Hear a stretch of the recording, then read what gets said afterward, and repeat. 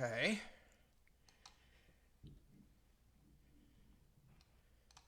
It's a weird facial expression. Sorry. I just put my thing live, which it should now be, and the facial expression it froze on was one of those really horrifying ones. You go, oh my God, do I ever look like that even for a second? And of course, we all do. It's just that our brain edits out most of the in between expressions. Um, so, hello, good evening, wherever you may happen to be. It's good evening in California. It's 7 o'clock. I'm Tad. I will be reading as per usual. As you can see, if you didn't join me last night, it's casa naked around here. I'm stripping everything off the walls, and Coco the gorilla is still sitting there looking rather forlorn over my shoulder. But other than that, much of the stuff down here is gone, and it's probably more echoey than usual. Not that that's probably anything particularly noticeable, but it's definitely more echoey. Everything is more echoey. So as I feel like I am treading in a sacred and forbidden tomb or something like that, I suppose I should say hello and welcome to anybody who doesn't know what's going on. I'm here. I'm going to read. We are in the midst of moving, as you have all grasped by now. And because of that, things are a bit chaotic, but we're still holding it together in a general sense. And we will find out very, very soon how I'm going to set things up at the new place. As far as Tad talking in a half-empty room, or even a mostly empty room, I have much experience with that from many book signings over the years, so that's not a concern for me.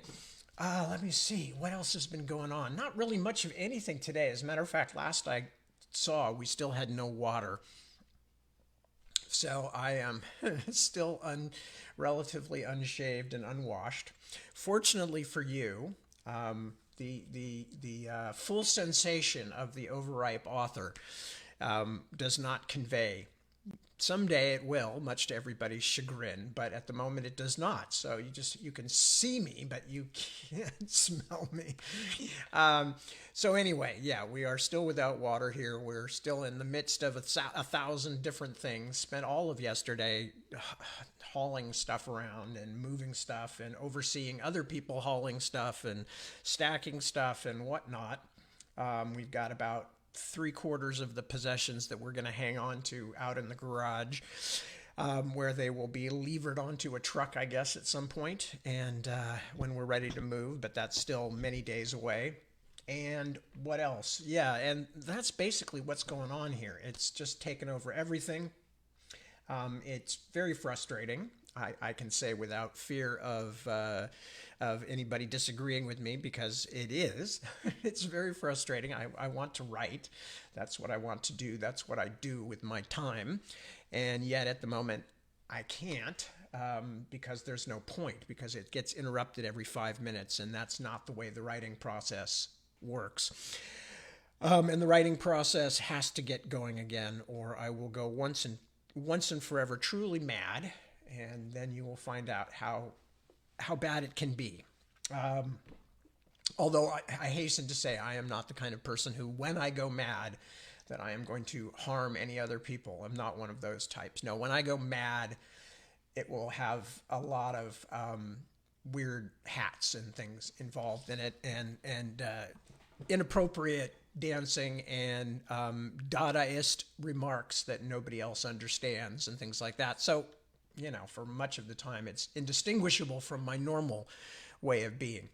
But just letting you know then. So if you wonder, gee, he seems even slightly more freaky deaky than usual. Well, that I will have I will have snapped. That's what it will be.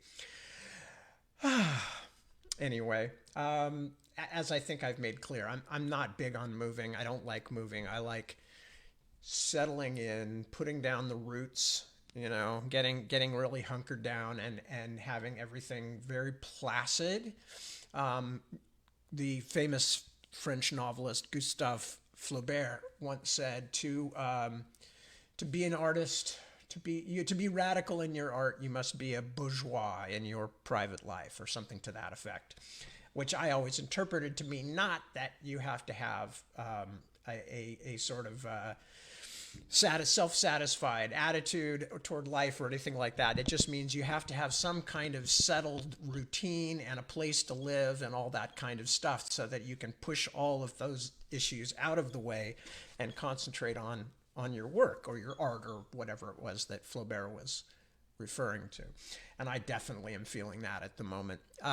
So I at this point now, I just want it to finish. I want to move. You know, at first I was like, oh God, please don't make me do that. Please don't make me do that. Oh, let me just do this first and then I'll come and help with that. And now I'm like, whatever gets this over with and done with, I will be happier. So that state of affairs, though, may have a concatenating effect, a ripple effect on how the reading goes. And that I don't know about yet, because, as I said, I haven't tested the Wi-Fi where we're going to be. I haven't tried to do any broadcasting from there. It's a different setup, so I'll have to figure all that out. But until that point, and probably including next week, I'll just keep doing things the regular way. So that's where we're at on that. Now, before I read, let me see who might have showed up to say hello. And so far, it's Emily. Hello, Emily. And Greg. Good to see you, Greg. Jeremy. Hello, Jeremy. And Angie. And Ron, of course. And Isaac. And Kristen. And Barb Ann. And Kelly. And Claudia. And Chris. And Becky. And Tim. And Angela. And Ray. And Tiffany. And Susan. And Penny. And Christy. So that's the folks who have showed up so far. And to all of you, I say hello. Or at least those are the ones who posted something so far. I'm not sure exactly how many there are watching.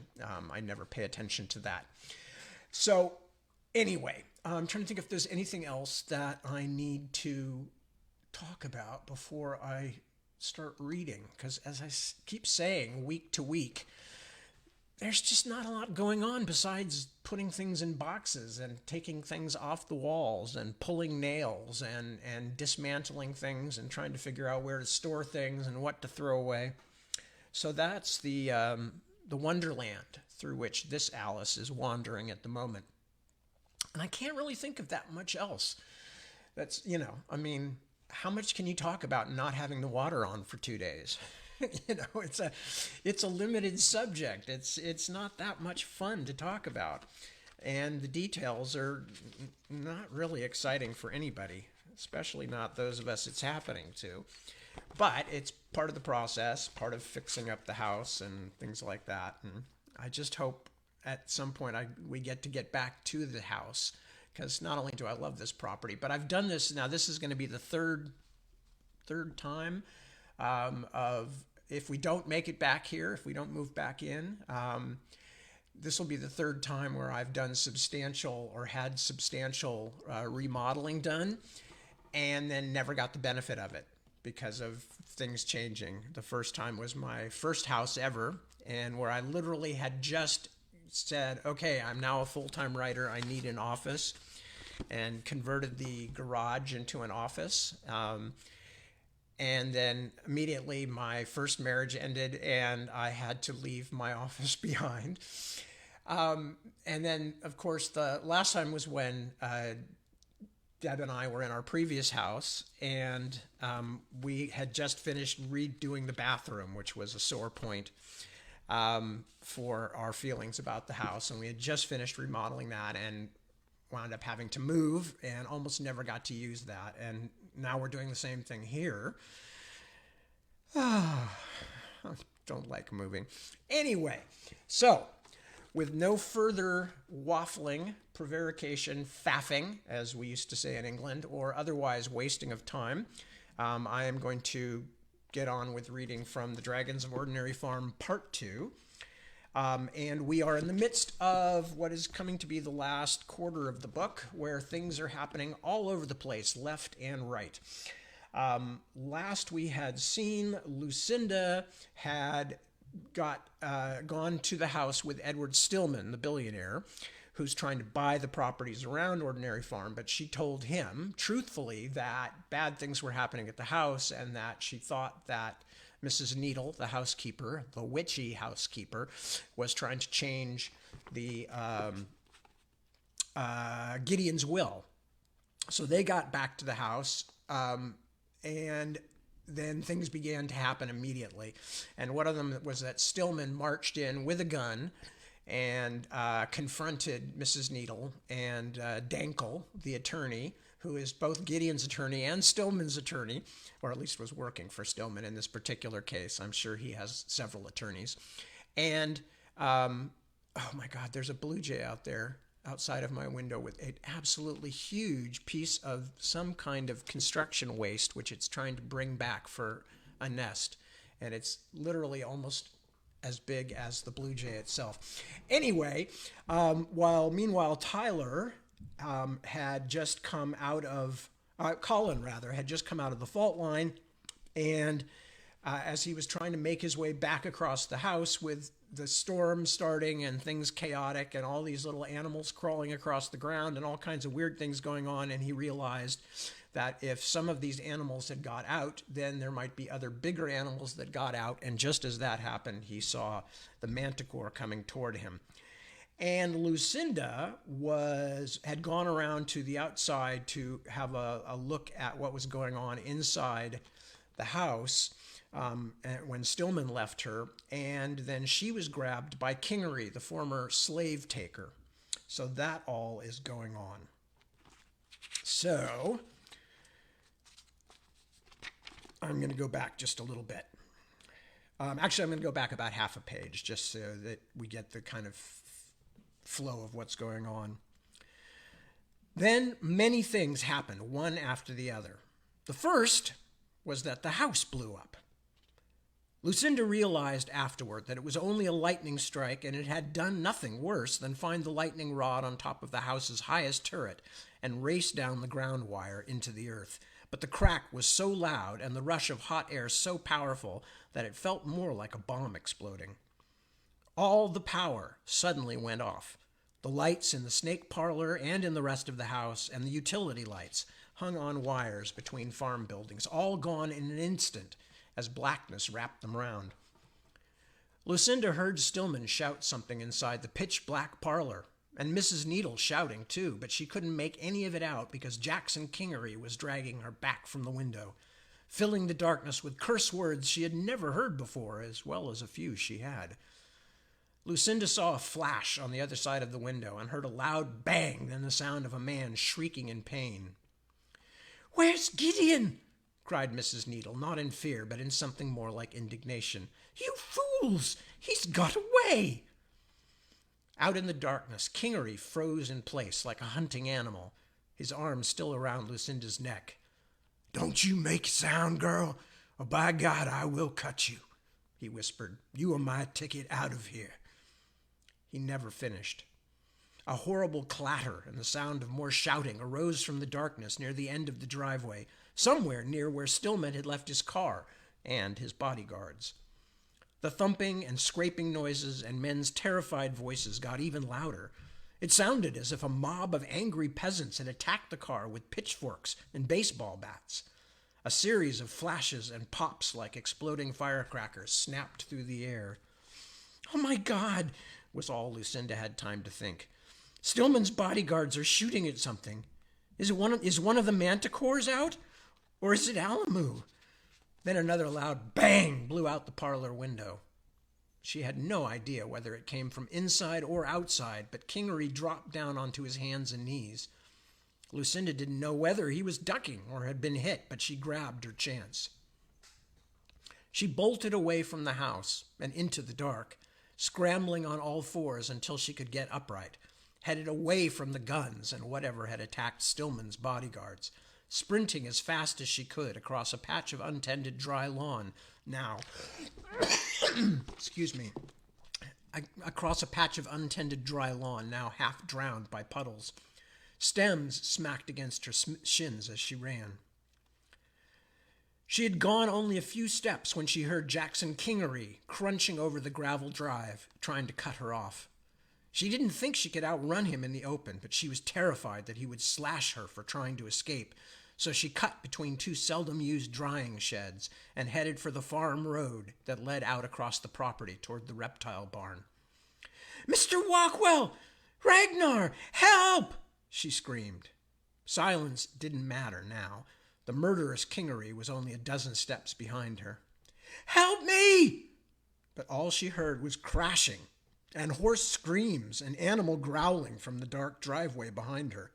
Whatever had found Stillman's bodyguards was now apparently tearing pieces off his expensive armored car.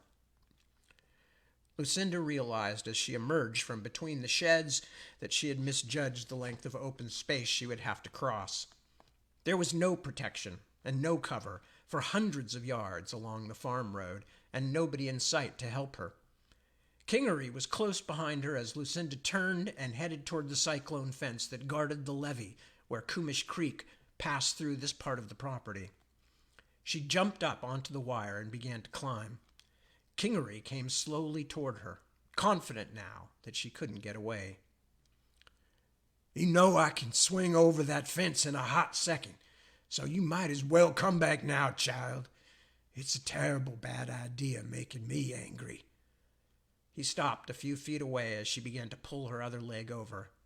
His eyes were slits, but he was doing his best to smile. "Now, hold on. We need each other. I need you to help me get out of here. See, I've gone sour on this whole operation.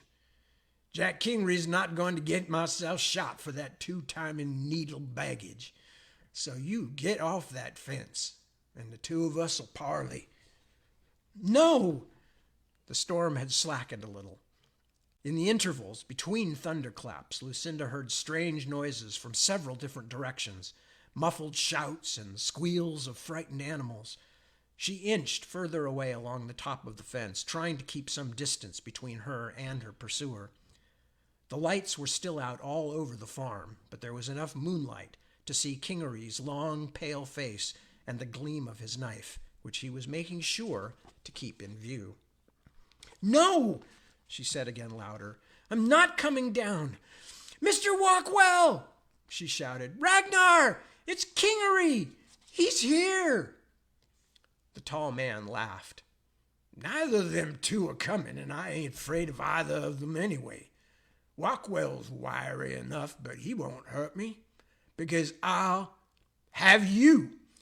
At the last word, he strode forward and leaped up onto the fence, his coat flapping like dark wings.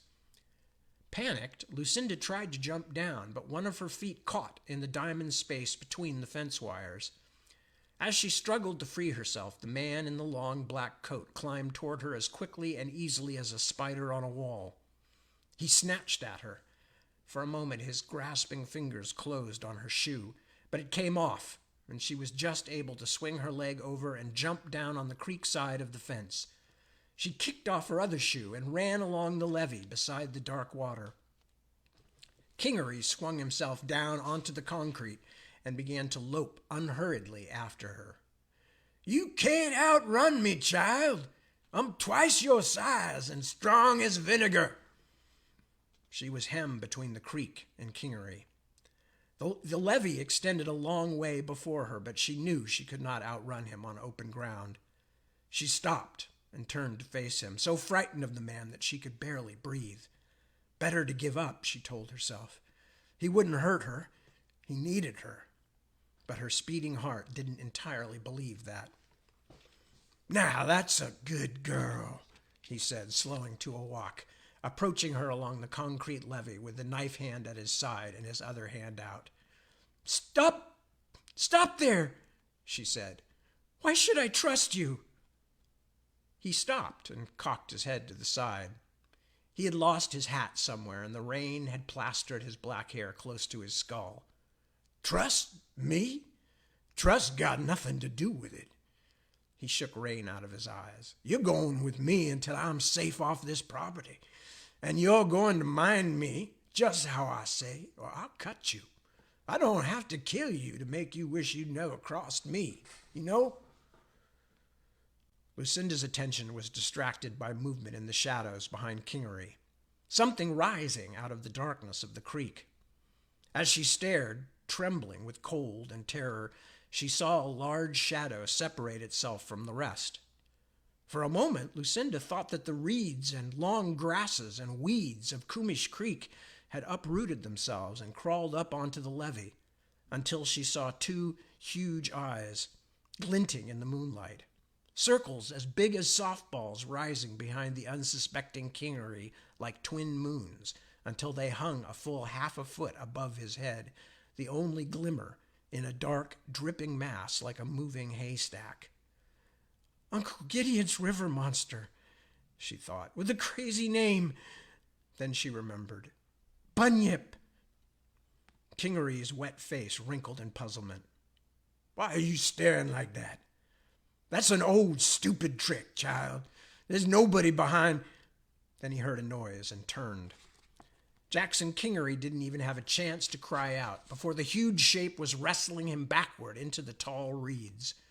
He found his voice at last, shouting in raw-throated horror as he stabbed at the sodden mass over and over.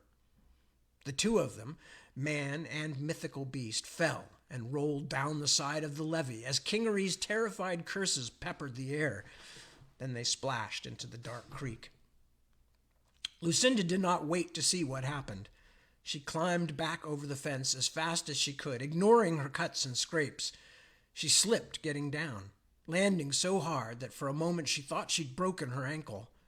The sky went white, and thunder rolled again as she forced herself to her feet. The struggle was still going on behind her, but the weird intermixed noises of Kingery and his attacker fell away as she limped back toward the house across the dark, rainy farmyard. And let me just double check something before we go on to the next chapter. Okay, nobody is showing up to tell me anything's wrong. Okay, chapter 36. And this part, because this is going to contain more stuff from the mirror, it's going to be backwards. I'll see if I can figure out how to get that across to you. It's one of those interesting situations. This is me speaking parenthetically. It's one of those interesting situations where you write something to be comprehended by a person reading text, and being read out loud, it's a bit different. So, for instance, the name of this is chapter 36, and the name of it is Nectic, spelled Nehctik, which is kitchen spelled backwards. So, as much as I can, I'll try to not stop to explain if there's any confusion, but just so you know, there will be backwards words in this.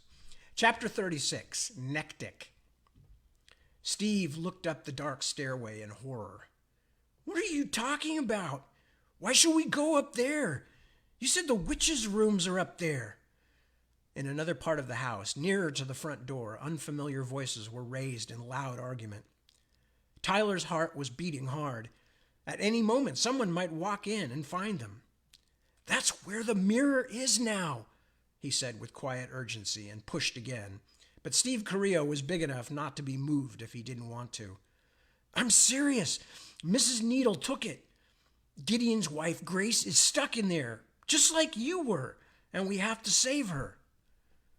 That's totally different from what you said before, Steve accused him. You told me we had to stop Colin. They had this continuoscope thing, and he was going to take over the earth or something if we didn't get back here and stop him. That he could destroy time like some kind of supervillain. Exactly, said Tyler, shoving him again. So we have to get Grace out of the mirror, and then Gideon will, I don't know, it'll snap him out of whatever's wrong with him. We need Gideon to get well so he can stop Colin. What? That totally doesn't make any sense at all. Forget it. I'm not going near that mirror. It's crazy in there. And I felt like I was in there for years last time. Nobody's going to make you go in the mirror, Steve. You can wait for me. Yeah, great. Wait around in the witch's room in your big old scary farmhouse? Good plan. No way, Jenkins. Look, if we stay here, the witch will definitely find us. Thunder boomed outside, and as it died away, Tyler heard the loud voices again. One of them sounded like Patience Needles. "There she is now! Let's get the hell up there!" Steve Carrillo moaned in protest, but allowed Tyler to hustle him up the stairs. Tyler slipped in through the open door of the witch's office, then turned to beckon Steve after him. The room was tidy, as it usually was. Everything on the desk and in the tall stand of apothecary shelves neatly stacked, potted plants arranged along both edges of the desk in rows, with each pot carefully labeled. The only thing that didn't seem to fit was a pile of papers scattered carelessly across the desk as if a powerful wind had swept through the room but touched nothing else. On the far side of the room stood the hand-carved wooden washstand and the tall, shiny rectangle of the mirror. "It really is here," Tyler breathed. He felt a kind of fierce joy, as if he had been rewarded for a stubborn defense of the truth. "I told you," Steve began. "I'm not—" All the lights went out. "What? It's okay," said Tyler, but he was shaken himself. "I'm still here. What's going on?" Steve Carrillo sounded as if he was working up to a major panic attack. "What's happening?" "The power went out, that's all," Tyler said. "We've got flashlights. It's okay." He flipped his on and swept the light around the room. The noise of the storm seemed louder now in the deep shadows, the witch's room larger and even more unsettling. Tyler leaned over the desk, sweeping his light back and forth across the scattered papers, but they seemed to be mostly ordinary, bills and other business documents. Bang! The muffled explosion from downstairs made them both jump. "That's a gun," Steve said. "Somebody knocked something over, that's all," said Tyler. "You are totally lying, Jenkins. Let's get out of here."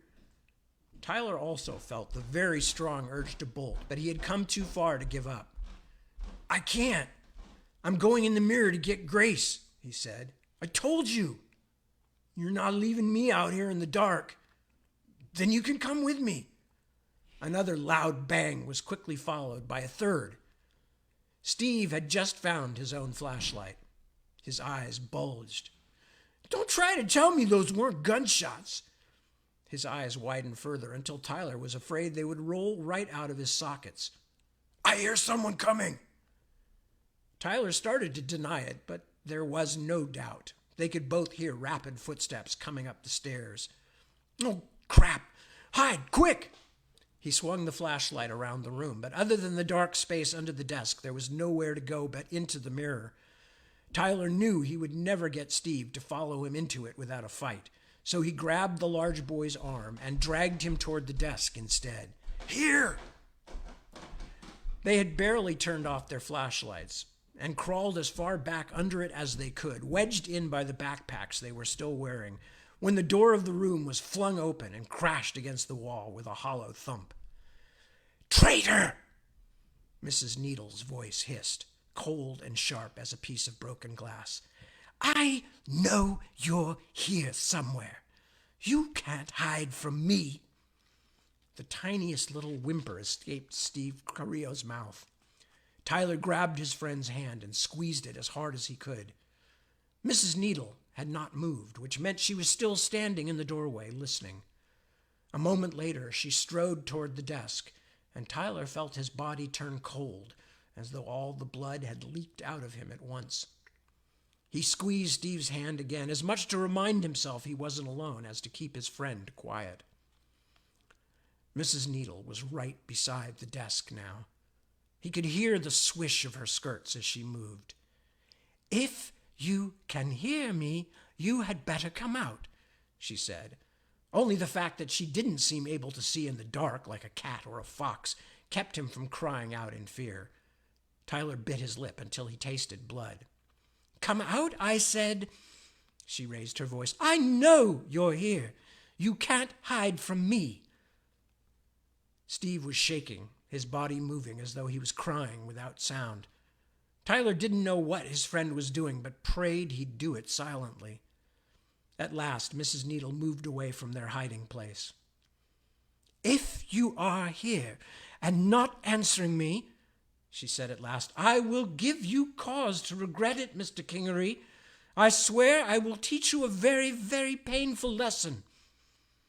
She paused as if waiting for an answer, then turned and stalked out of the room, pulling the door closed behind her. Tyler heard her move down the hall and open another door. He flicked his flashlight on and dimmed the beam with his shirt. To his astonishment, Steve Carrillo was kneeling beside him, holding a long metal spike in his hand. "I couldn't find my knife," he whispered. "I was going to stab her with a tent peg. If it's not made out of silver, it'd probably just make her mad," Tyler told him. "Come on, we have to get out of here before she comes back." Steve put the peg in his pocket. "Where do we go? Downstairs?" "Are you kidding? Didn't you hear she's looking for Kingery? That's the slavery guy I told you about. He's probably running around here with a gun shooting at people." "Then where?" He suddenly understood. "Oh, no. Oh, no, no, no. Come on, dude. Do you want to be here when she comes back with a flashlight of her own?"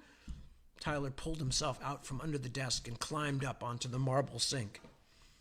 "No," said Steve, tugging himself loose with a bit more difficulty than Tyler had. "Not going. No way." "Suit yourself."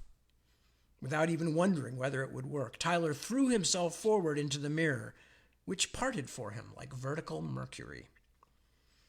He landed in a clumsy heap, his backpack twisted halfway around his shoulders and head so that he fell over trying to get up. When he finally got it straight and could sit up and turn on his flashlight, he was stunned to discover he was in a different room than the last time he had crossed through the mirror. For a moment, it frightened him badly. Had they fallen through into some even weirder and more dangerous place this time? But then he realized why. The mirror wasn't in the library anymore, so the Yirar bill was no longer on the other side of it. Instead, he was in the mirror world's version of Mrs. Needle's office. He crawled back to the washstand mirror and waved his flashlight so that Steve could see it on the other side. "I'm okay, Steve," he said, though he doubted his friend could hear him. "Come on." A few seconds later, Steve Carrillo tumbled through the mirror's surface and crashed to the floor like a punctured parade float, backpack crooked and cup and canteen clattering. "Let's go find Grace," Tyler said. "Maybe we can get back and get out before the lights come back on." Steve shuddered. "Not me, dude. I don't need another visit to Spooktown. I'll wait right here." Tyler shook his head. "Not a good idea. We don't know enough about how this place works. We might never find each other again. You'd better come with me." "Crud." Steve said it with real feeling. The corridor was empty outside Mrs. Needle's mirror room, but that didn't make Tyler feel much better. The real pictures on the real wall in this part of the house were creepy enough. The pictures in this mirror version were even more bizarre. Photos of deserted, crumbling houses and ruined stone towers. Fading images of people in clothing from times and places Tyler couldn't even guess at. Places and things he'd never seen and didn't want to. "Yuck," said Steve, peering into that one dusty frame as they passed. "Does that woman have some kind of giant grasshopper? She's holding it like a baby. Don't look at that stuff. Just keep moving." Tyler was straining every nerve to listen. He was hoping that the ragged thing that haunted the library didn't come down to this end of the house. The Bandersnatch, Grace had called it, a name from the Alice in Wonderland books. But who knew what other nasty things might be crawling around in this ugly reflection of ordinary farm? He certainly didn't want to meet a mirror dragon or a mirror manticore. Tyler could see the garden from the windows in the passage. That didn't look like a place he ever wanted to visit either. It was a stormy evening in the real world, but here there was only the bleak, depressing calm of a late winter afternoon, a tiny trace of silvery light still to be seen in the dark gray sky. The nearest part of the garden was a courtyard and lawn surrounded by a stone wall, empty but for a large black bird with a long, thin beak and long, thin legs that hopped slowly from place to place, hunting for something in the matted grass beside a ruined sundial. Beyond the wall stretched the rest of the garden, so overgrown and untended that it seemed more like a ghostly forest. Way too easy for something to sneak up on you around here, Tyler thought. So, where are we going? Steve Carrillo was trying to sound calm, but he wasn't entirely succeeding. Do you even know? I've been thinking. The other time I was here, Grace was hanging around the library like you. But so was that Bandersnatch, that creepy thing that tried to get us. Steve looked a little sick. Oh, God, I remember that. But Grace is a real person. She has to eat. And I didn't see anything like food in the library place, so I figure we should check the kitchen instead. Great, Jenkins, if we had a map. Well, there are signs, and since everything's kind of backward here, just keep your eyes open for one that says neck tick. Steve made a face. Neck tick? What's that, a room full of giant blood-sucking ticks? It's kitchen backward, you doorknob. Remember Urarbil and Rallick? Oh, yeah.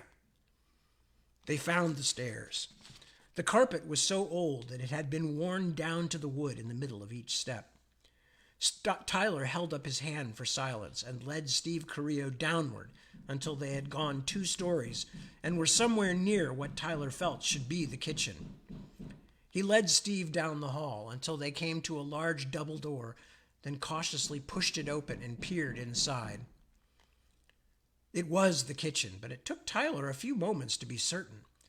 The ceiling was several times higher than in the real kitchen, so that the room seemed almost like some kind of silo or tower, the looming walls covered with shelves that mounted up far above their heads, so high they could only be reached by teetering ladders. Tyler saw movement and let the door fall shut a little further, narrowing the crack through which he and Steve were peering. Several small shapes were scuttling about the room, strange creatures with big eyes, not much face, and arms like long twigs, as if instead of Pema and Azinza and Sarah, the mirror kitchen was staffed by huge pale beetles in old-fashioned dresses and bonnets. Oh, man, what are those? Whispered Steve. He sounded as if he was getting ready to bolt. Shh, Tyler whispered back. Doesn't matter. We're just waiting. It seemed to be near supper time. The little workers darted busily from place to place, skittering up and down the ladders to fetch ingredients, tending a huge boiling pot that seemed larger than the ancient wood-burning stove on which it sat, stopping only to argue with each other in voices like the swish and rattle of crumpled paper. Despite their clothes, the kitchen creatures seemed as alien as crabs scuttling across the bottom of the sea. After a moment, Tyler decided he didn't want to watch them any longer than he had to, and let the door fall silently closed. We're just waiting, he told Steve again. Find a comfortable spot.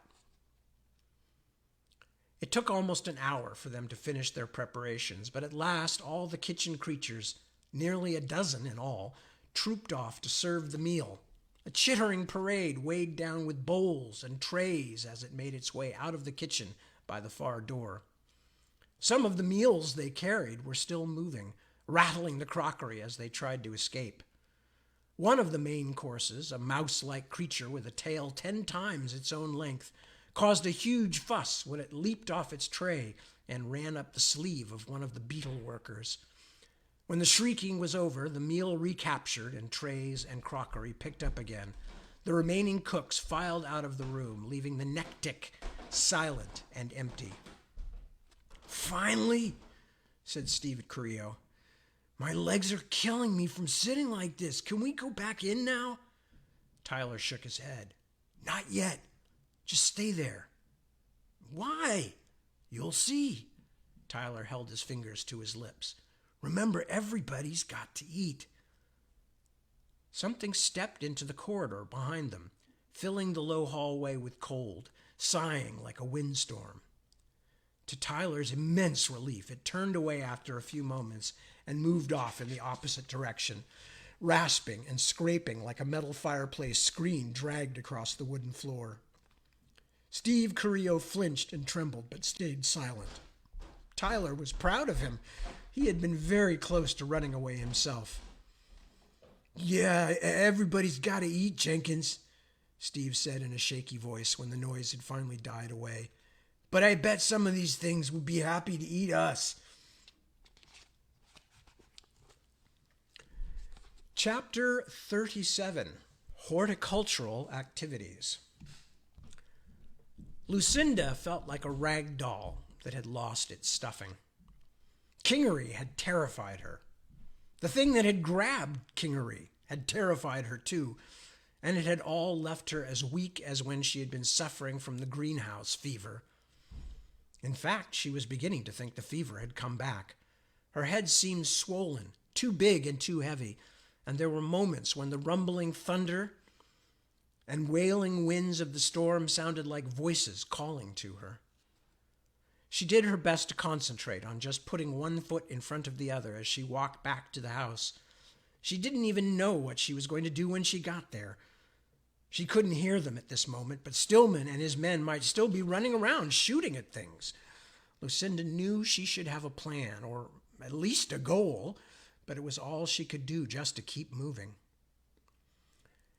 As she reached the broad, curving driveway, she saw a man's shape appear in the front doorway.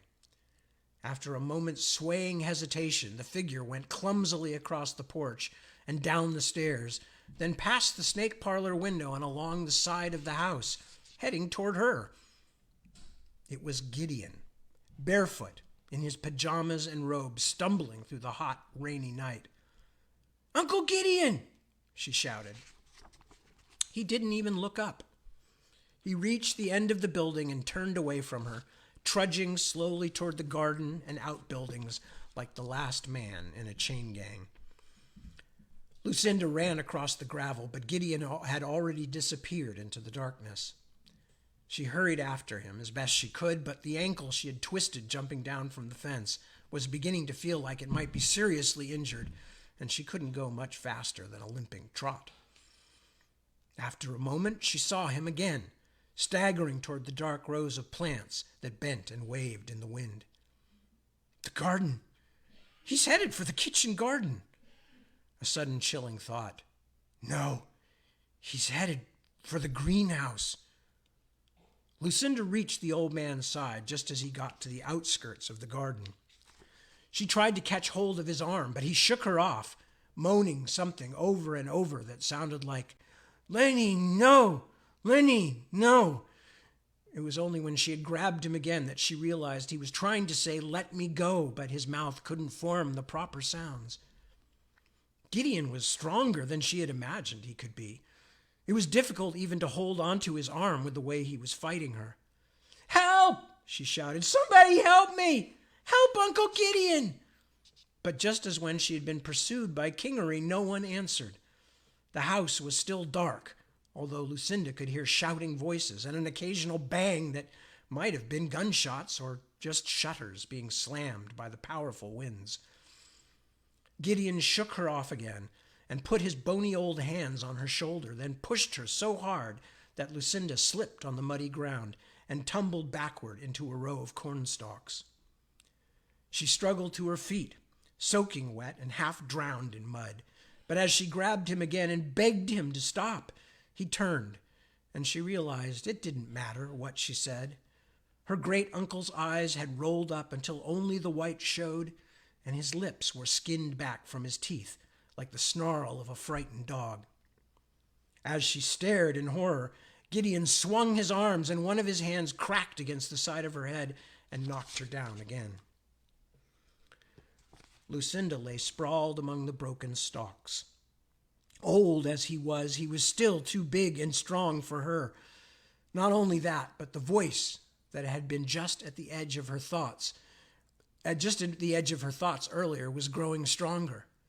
She could understand it now, not words, not even concise ideas like Desta's thoughts. It was a feeling, something beyond language or even ordinary thought. Come here now. But the most frightening thing was how strong it was, how much Lucinda wanted to yield to that simple, powerful demand. Come here. It was the greenhouse, she realized, or whatever was in the greenhouse. But even as she understood that, she also became aware that she was crawling through the rows of corn toward it, and had been doing so for long moments already. She struggled against the pull, slowing herself, but Gideon, completely captured by it, was already several rows ahead. I can't worry about me, she thought, dizzied by thunder and the pressure in her head. I have to stop Gideon. Instead of fighting the summons, she climbed to her feet and staggered forward, letting the urge have its way, at least for a moment. When she caught up with her great uncle, she grabbed him around the legs and tumbled them both down into the wet garden. Stop fighting. Wordless but clear, the voice still pulled at her. Come here. Everything in her wanted to give in to that summons. Everything except a tiny thinking part that was still Lucinda and only Lucinda. It was like fighting against a riptide. The muddy ground all around her seemed alive as creatures of a dozen different sizes. Bugs, rodents, wounded birds crawled and hopped toward the greenhouse and whatever it was that called them all. Meanwhile, Gideon was fighting to get up, flailing and thrashing like a wounded animal, and only his witlessness allowed her to keep him from succeeding. The greenhouse was only a few dozen yards away now. She could see it looming above the wind-lashed plants like a ship on a stormy sea. Gideon squeezed out from under her, ripping at her skin with his bare nails, and in the fight she was rolled over and her head shoved down toward the mud. Lucinda found herself face to face with what had once been a rabbit, but was now only a shriveled sack of skin covered with little white bumps, pierced through and through with smooth white worm-like stems that had grown up out of the kitchen garden soil. As she pulled back, gagging, she realized that she was surrounded by tiny corpses, dozens of insects and small animals tagged in white tangles. The fungus. It really was a fungus, just as the letter from Madagascar had said, a fungus that could somehow infest a living creature and then draw it in toward the parent growth, the thing in the greenhouse. Help! She shrieked, terror giving her strength. She held desperately to Gideon as though they were both caught in a whirlpool. Help us! Help me! It's got Gideon! The rain washed her tears away before they reached her cheeks. Can anybody hear me? I heard you, said a voice close to her ear. You can't let him go. Strong brown hands closed on Gideon and lifted him from her grasp as easily as plucking a dandelion. Mr. Walkwell carried Gideon back many yards to the edge of the garden and dumped him on the ground. The caretaker leaned down and flicked his finger at the back of Gideon Goldring's skull, and the old man in the muddy bathrobe immediately collapsed in a heap. I did not want to do that to him. Mr. Walkwell's hooves were plunged deep into the muddy ground. But the thing has enslaved him. Oh, thank you, Lucinda began, but Simos Walkwell was already heading past her toward the greenhouse. Get the others. I will need help, he told her. She felt too exhausted even to stand. Where are they? Where's Ragnar? He cannot come. He waded through the greenery like a fairy tale giant crashing through a forest. The manticores are out, he called, and some of them are in the reptile barn. The reptile barn? No wonder poor Desta had seemed so frightened. Lucinda got to her feet, about to run back to the house, but saw that Gideon was already stirring and beginning to crawl toward the